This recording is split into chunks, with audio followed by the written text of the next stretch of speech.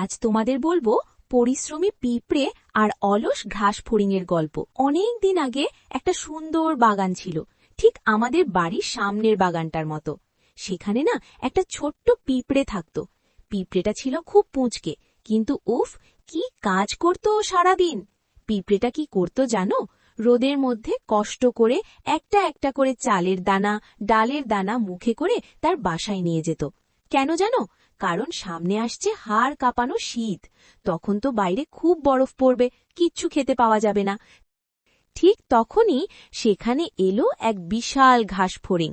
ঘাসফড়িংটা ছিল ভীষণ অলস। সে গান গাইতো, টিং টিং টিং, আমি রাজা ঘাস ফড়িং। সে পিঁপড়েকে দেখে হো হো করে হেসে কুটোপুটি। সে বলল, এই পিম্পড়ে ভাই, এই রোদের মধ্যে কেন খাটছ? এসো আমার সাথে গান গাও, খেলা করো। না ভাই, এখন খেললে শীতকালে না খেয়ে মরতে হবে। তুমিও বরং খাবার জমিয়ে রাখো। কিন্তু ঘাসফড়িং শুনলে তো সে নাক ডাকিয়ে ঘুমিয়ে পড়ল। তারপর কি হলো জানো? হঠাৎ একদিন হুড়মুড় করে এলো শীত। চারদিকে শুধু ঠান্ডা বাতাস আর বরফ।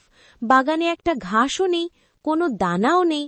ঘাসফড়িংয়ের পেটে তো তখন ইঁদুর দৌড়াচ্ছে। কুই কুই করে সে কাঁপতে কাঁপতে গেল পিঁপড়ের বাসায়। সে গিয়ে বলল, পিম্পড়ে বন্ধু, আমায় একটু খাবার দাও না, খুব খিদে পেয়েছে। পিঁপড়েটা কিন্তু খুব লক্ষ্মী ছিল। সে বলল, এসো এসো বন্ধু, ভেতরে এসো। ধন্যবাদ পিম্পড়ে। পেট ভরে গেল। দেখেছ বন্ধু, সময় থাকতে কাজ করলে আজ তোমার এই কষ্ট হতো না। ঘাসফড়িং মাথা নিচু করে বলল, আমি আর কোনোদিন অলসতা করব না। কাল থেকে আমিও তোমার মতো নিয়ম মেনে কাজ করব।